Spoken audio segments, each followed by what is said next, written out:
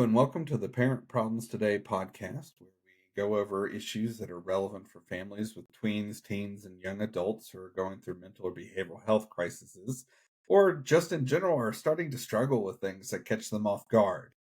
Today, it's myself, Robert Trout, and Mary Zaunbrecher from the Parent Trainers team coming to talk about a subject that kind of comes in and out of focus, is kind of the way I think of it, because this is a circumstance that no parent wants to find themselves in.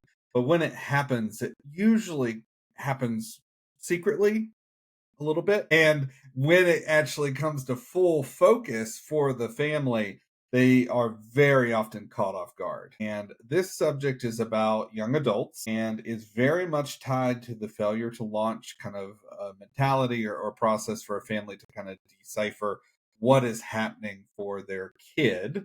And in this circumstance, the kids, 18, 19, 20, typically, where today's topic is looking at, hey, mom and dad, I failed out of college.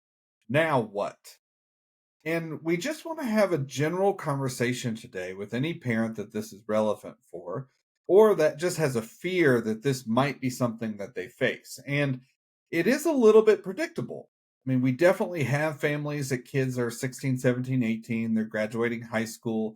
And very often, the kids that we see the failing out after a semester or a year, or sometimes the second year, as they're going through a college process, very often you can see patterns of this in the kids that, and let's just give some basic examples. One, they were scaffolded all through high school.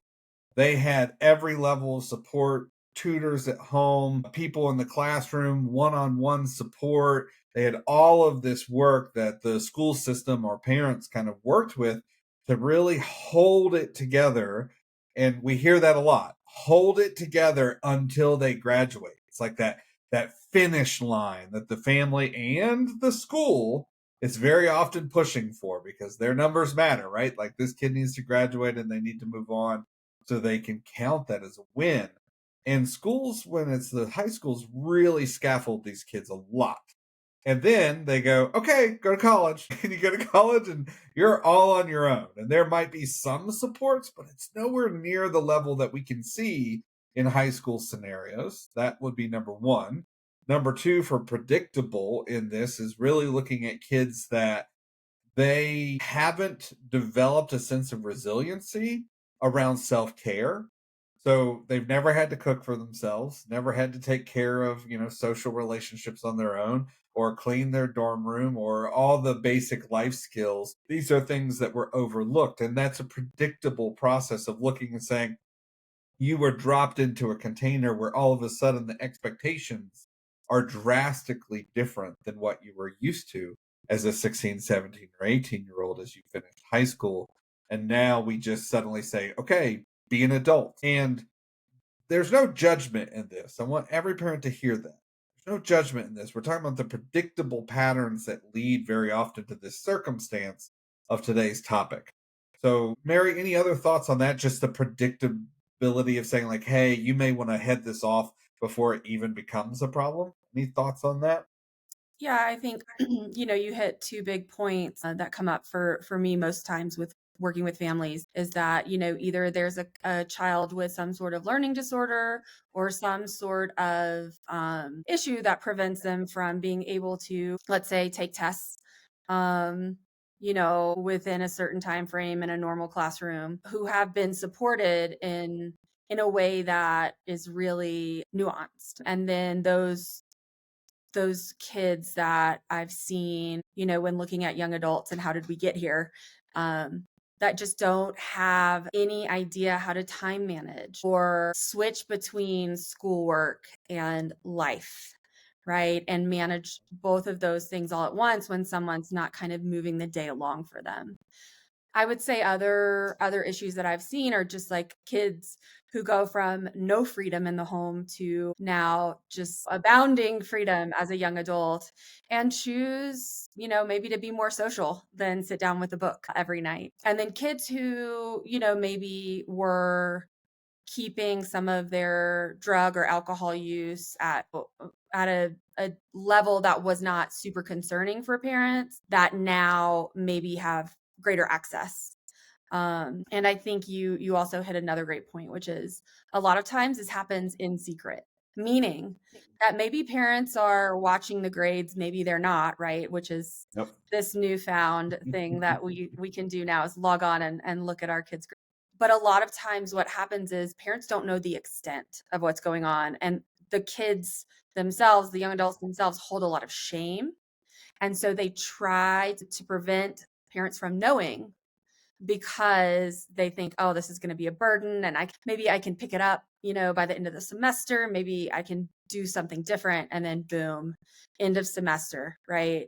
End of year, end of quarter. Parents are very surprised to see that something has happened either with grades or just in daily life, in social life, and things like that. Maybe they start hearing from them less.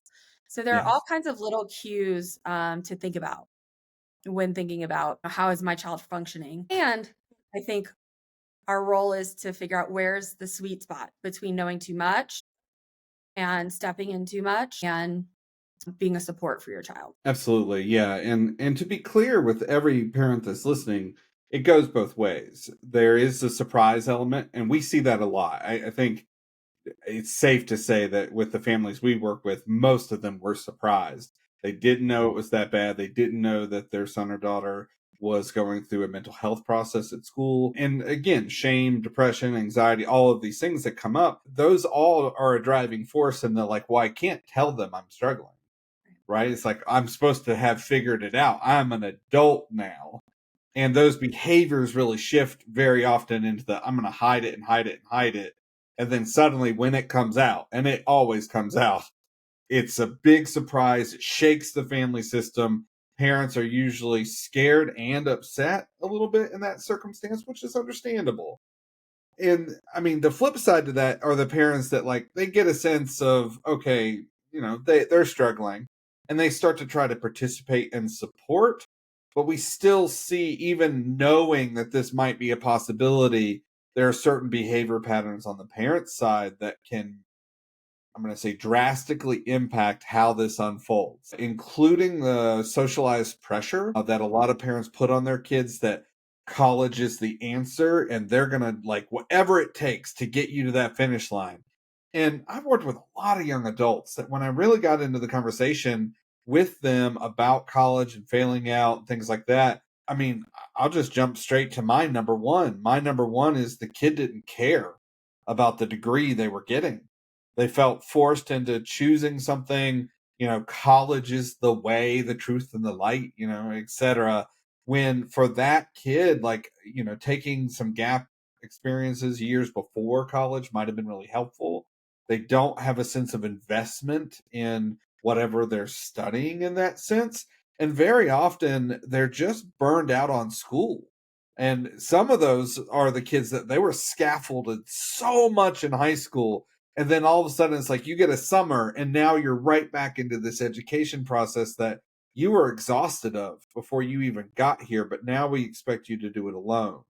Just those kind of dynamics that play out so much in this. Mhm. Now, yeah, there's so much to this when I really actually start talking about it, because there are dynamics that start to unfold here where the parents have strategies that I know we teach and kind of step into, and I'll talk about some of those here where it's like, okay, strategy number one is if you're surprised, which is what we want to talk about today, you're surprised, now what? The strategies that come into that is, first of all, to just don't react. Any reaction is going to set the tone of what's going to happen next for your kid. And the truth is that you can put them up where it's like, okay, this wasn't working for you. Let's step into strategy number one, where we build a process together that says, okay, well, you're not coming home. I need every parent to hear that.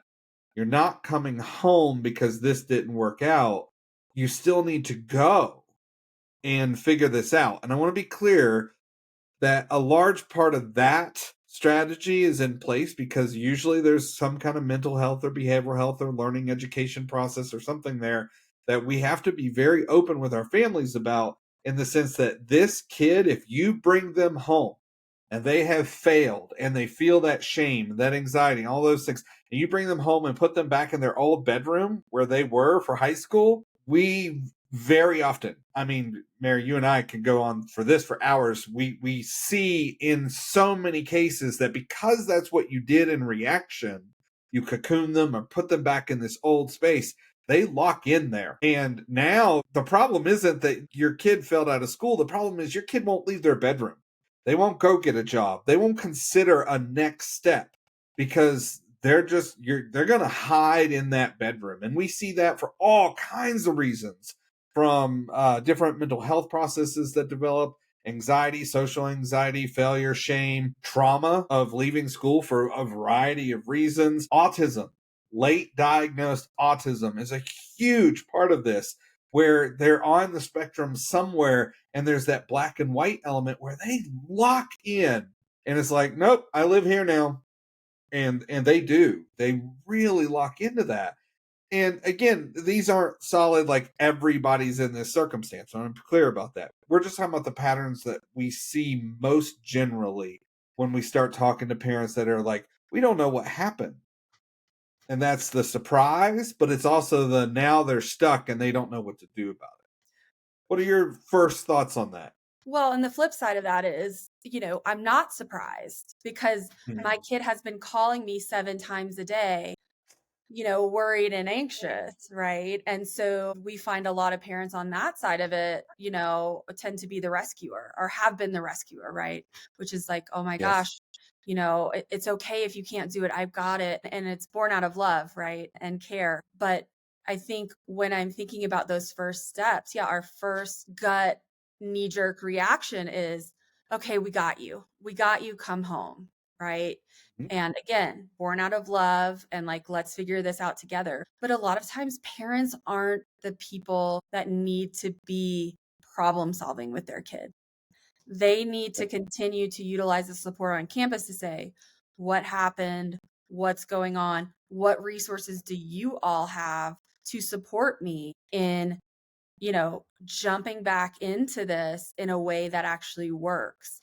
And a lot of campuses do offer support, whether that's counseling or some sort of learning and educational, program for kids who need extra scaffolding in college, right? And then, Yep. we're talking about people like us who are, can train and coach and support kids in executive functioning skills, time management skills, right? Organization, those sorts of things that maybe was just kind of done for them in high school, or there was just a standard that was set, right? And Yep. so, yeah, in thinking about that knee jerk reaction of let's figure this out together, truly consider, am I the person to be doing this, or do I have a lot of feelings about what's going on that are going to get in the way of me objectively supporting my child in what they say they need?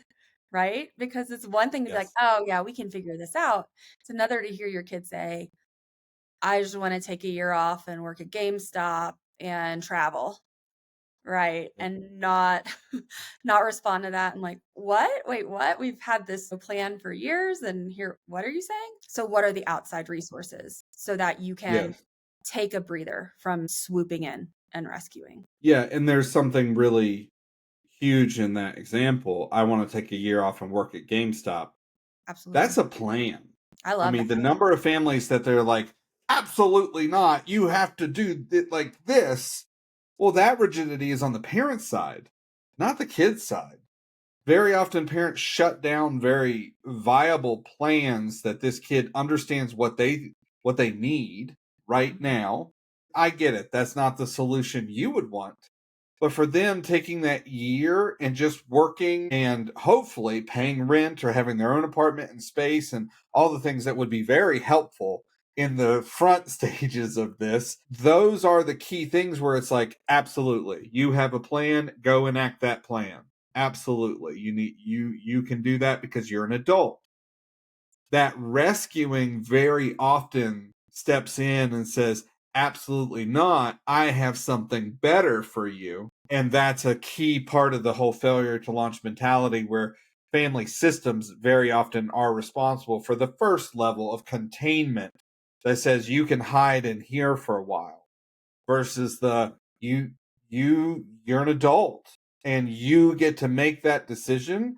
And I may not like it for me, but for you that might be the answer, and I'd like to have a conversation with you about returning to school in a year. Does that sound fair? By the way, that's a skill. Everyone take that for free. There's this whole element of recognizing the pattern, the process, and then you being the parent saying, absolutely, I recognize that you have a plan. That's the language technique leading into and I'd love to have a conversation with you about school or what you might want to do after that in a year. You give them the time, the space, and you leave that seed planted that going and doing this first level job or whatever they might do may not be the long-term solution. And you want them to understand that. So it's like, yeah, go do what you need to do, and I'll be there when you're ready to start looking at what's going to be after that. So it builds these, I don't even know, like moments in the future that you get to step into with them.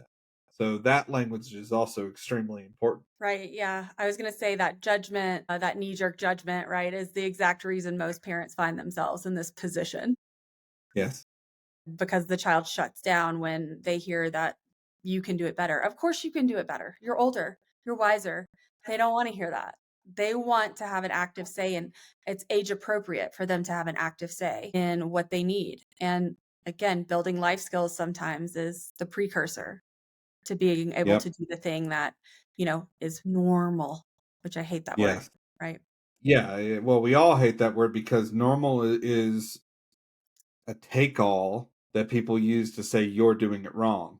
Normal is a You're cycle, not normal is just a backstabbing, like, hey, you're not doing it the way the rest of us did it. Well, the right? truth is none of us did it exactly the same. Right. We just have a societal, like, hey, look how great that path worked out for all of us, when in truth that path was never the same one person to another. We have to let that go as parents. We really do. Yeah. So let's look at this. Let's kind of step into the conversation of like, okay, that phone call comes in, hey, I'm sorry, I can't do this. I'm failing out. I'm not going to class, whatever the circumstances are.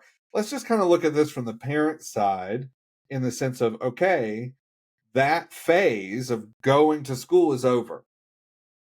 Okay. Whether they're getting kicked out, failing out, or, and this is the third category, they're having a mental break and they can't do it emotionally, which is also completely valid. Everyone, please hear that. All three of those are circumstances that we see lead into this phase of life where the parents now have to say, okay, now what?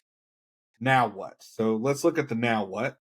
I'll kick it off with the sense that I always try to break things into steps. And anytime that I get a parent that's, I'm going to say, forward enough in their thinking to know, like, well, we don't know what to do, we should talk to somebody who's, guiding families through this. When they get it really early, I'm always going to be that first advocate on the call to say, okay, don't tell them, don't use words and language around failure, or that they are letting you down, or that they need to try harder, or all of that. It's like step one is to recognize that the language you use is going to set the tone for the experience, maybe for the next few years. So really stepping into the parental education around looking and saying, hey, I see you. If right now isn't the time for you, or you found your level of struggle that, you need to look at, great. Tell me what you need. We're looking for that open-ended language here for any parent to open the conversation for them, for their kid, to share their internal emotional and life experience of what's been happening for them and what's happening right now, and leaving the language open to say, first, I would like to understand you and the experience that you've had. And I say this is level one for me because this is in complete opposite to I'm going to use the word normal reaction that parents are feeling of like, oh my Dad, what happened? Come here, let me protect you, hold you. I'll tell you what to do to fix this. All the reactions, all the emotional vomit from the parent side is what we're trying to prevent by stepping into this level 1 of language being the first thing. Because very often this is happening on the phone. Mhm. You're not even with them yet. You might be flying to go get them, but you're not there yet. So this is just the initial, like, okay, our worlds are all shifting. My thought paradigm is shifting. I don't know how bad it is, etc. We have to take that fear and that the thoughts of, did I fail you or whatever comes up and move it to the side and say, this is mine. I have to work on the stuff that's coming up for me. The first step is going to be that language skill of stepping in and saying, my job, my reaction is over here. My job over here is to open the story and to just bear witness and allow them to step into their experience and who they really are. So I get a clear view and they feel validated and heard and non judged. Mhm. These are the key first steps in any format of this scenario unfolding. Thoughts on that or what you think would come next? Yeah, thoughts on that are being curious, showing curiosity, not in a way that I'm going to problem solve this for you, give me all the data, right? Yeah. But Yep. curious and like, what do you think, was the hardest thing for you?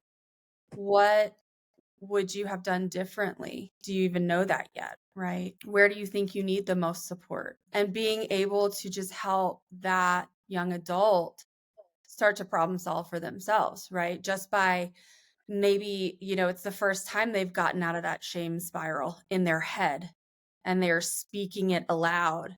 And by speaking things aloud, we're more able to process what's going on and problem solve for ourselves because we're in that part of our brain associated with logic and reason, right? And so how can you open up that conversation in a way that most people in general are not taught to do in conversation, right? And so this is a huge skill that we teach and help me understand what your experience is like and let me just be a mirror for you. Let me just be a sounding board for you. And I'm going to leave all of what I think and what I believe and all of my wisdom, right, at the door. And I'm just going to be here for you. And of course, there are instances where maybe someone does need to step in a little bit more and support that process. But again, questioning yourself as the parent, is that me or is that someone else? Is that a career counselor? Is that, you know, Yep. anyone else? Yeah. And so that idea of opening up the conversation, leaving your reaction at the door, being curious and leaving all judgments and watching how you tend to express judgments, right? Yep. Yeah, which leads into step 2 in every one of these scenarios. Step 2 is always going to be set your boundaries first Mhm. as parents. And this is counterintuitive. We get that.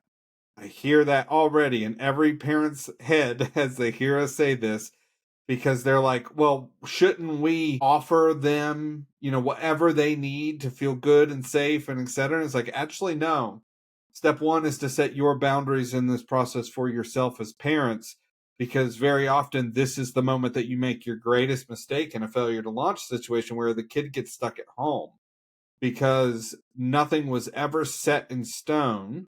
And I have families that when they do this process correctly, they even look at it and say, oh, well, we really don't want them to come home. We're not equipped to be best suited for them. So they might need some kind of gap year trip or intervention program of some kind or something, depending on what they were going through. Or even more commonly, well, let's get you an apartment somewhere so you can get a job. And you can support that a little bit in the beginning, but even that's a boundary of like, we will pay for 3 months. What a wonderful gift.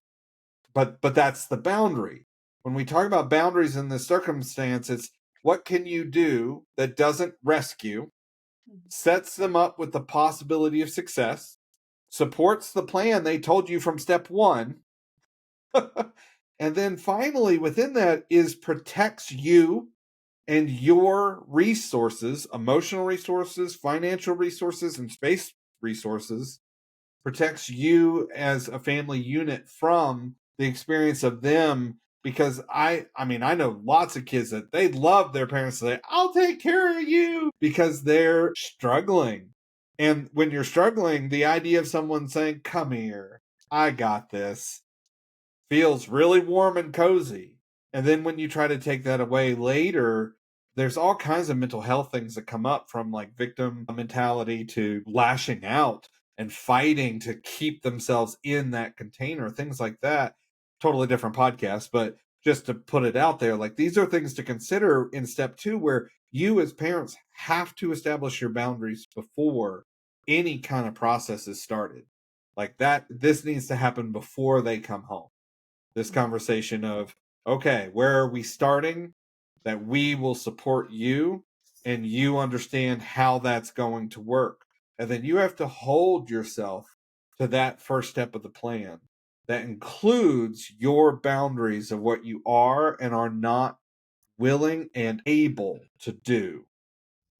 Super important. Yeah, and boundaries actually, you were talking about, oh, you just want to rescue to help kids feel safe and young adults feel safe. And boundaries are actually the more adept way, right? The way that actually leads to feeling more safety. And parents sometimes really struggle with this concept. But when we hold a container for someone and they know what is expected, their mind is freed up from guessing and wondering, how long can I Yeah. stretch this? Or how long am I going to have support, right? And boundaries don't have to be all or nothing, right? They can be, we want to make sure that we're checking in every month, every 2 weeks, whatever it is, maybe with the support of a professional, so that we can make sure that this boundary that we've set is supporting everyone. And that means your freedom and independence and autonomy. That means your growth and learning. And that also means our availability mentally and emotionally, right? And financially to get you to where you have said in the past you want to be. And in step 1, where you want to be. Yes. Yep. Yeah, and I mean that's going to lead us into step 3, and this is where parents really falter. Cuz the language you can practice and get really good at and get ready for it. Even just, I have parents who write it on like a piece of paper, and they're on their phone like running the script. And Yep. that's okay in the beginning when you're learning how to be that open and that communicative. Step 2 is the boundaries, where parents, like, they have to slow down, not be reactive, and like, here's where we can meet them in this process, understanding that we're trying to avoid traps in what's about to happen, not even consciously, but in the process of helping someone that's in this emotional type of state. So you set those boundaries, and then step 3 is where it's like, okay, now you have to do both of those things from now on. Step 3 is really honing in your ability to hold those boundaries and hold that line of recognizing that, like, my child needs someone or something, some kind of intervention, therapeutic support, process, etc. And that doesn't have to come from me. I can support it. We can help pay for some things. We can make sure it's in front of them and that it's there. But very often step 3 is where the falter happens, because if the parents are scared that this is going to get worse, or et cetera, that's where they, like, boundaries are gone, just move back home, we'll figure it out later. And I hate to, this isn't a scare tactic, this is just true. I mean, we've had families we've supported where kids have been in the basement for 10, 15 years and they just never left. They developed a behavioral pattern around that failure to launch into a, well, why would I leave? All my needs are getting met and I don't need anything else. And a lot of them never get jobs and they never socialize and they go into gaming addictions or other addictions, honestly. And we see the parents always just playing with that fear of, well, if I don't do this, they'll do something horrible or whatever. And it's like, well, they're still stuck. So step 3 is prevent the stuck. And the way you do that is keep the communication open, honor what you can and cannot do, and then build the boundaries to protect yourself from the experience your child's about to have, while allowing that connection to remain intact, but then holding that line, because they have to go. They have to figure out how to stand on their own. And that rescuing mentality or crossing that line over is only going to make it worse for all parties considered. That's just the honest, blunt truth. Am I wrong? No, not at all. And I like to say the way that you prepare for this is when you are creating boundaries, create the consequence. And we're not talking about punishment, old school, you're going to get what's coming to you.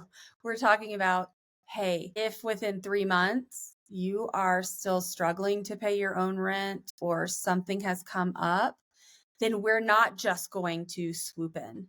What we're going to do, action step, right? That yes, you're keeping the lines of communication open so that you don't get to month 3 and then say, okay, we're good. Are you good? And then you're surprised, right?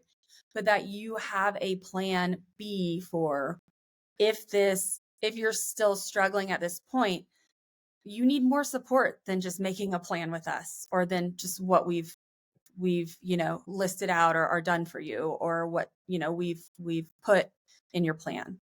And so really thinking about what are the ways that you are relying on community support, community services of professionals, and allowing your young adult to not only have their experience but process it with someone who is not you, someone who is not emotionally tied to that outcome, and making sure that you are taking care of yourself in the same way, where you're processing this and you are checking in with your co-parent and with someone who can help support you in staying strong with those boundaries and in saying, if I'm not enough, if what I came up with and they came up with is not enough to support them, what is, Yeah. right? Yep. Yeah. I mean, honestly, at this point, it's final thoughts. And final thoughts for me are flexibility with boundaries, and taking care of yourself as a parent, understanding that your child has to struggle to practice skills and actionable steps to set up their own structure for their own life. That's where this is going. And it's going to be hard. Please don't hear any downplay in that. This is hard. And I don't know any parent that likes to see their kids struggle. And I see lots of parents who learn that that's necessary for the brain and the development of the self and the process for them to say, for the kid to say, that was hard and I figured it out my own way. That's the goal. That's where we're headed for this. And those kids might never return to college. I mean, so many examples I have of kids that, like, one kid, college wasn't his way. He ended up in blacksmithing school.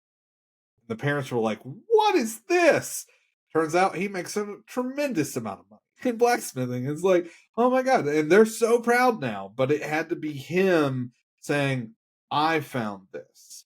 And that's just one example of, like, the unexpected twist where the flexibility also plays into that. Where as the parent, you let them try the things they're drawn Mhm. to figure out how they're going to live. Because in the end, this isn't about you or what you thought your kids should do or what their life path should look like.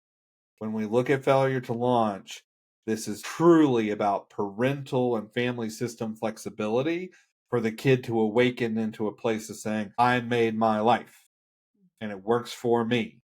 And that's a level of health that we could only dream of for a lot of these individuals. Absolutely. What I say is our goal hopefully is to help your child become the best version of themselves. And within that is just so much in terms of letting go of your expectations other than for health and discovery and identity development and all of those really crucial things that helped us get to the point that we were at 19, 22, 25, 30, right? That it is a hard process when you're talking about watching your child learn about themselves.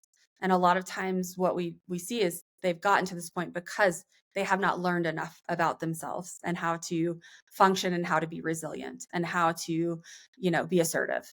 And so being able to just continually ask yourself the question, how am I supporting my child becoming the best version of themselves?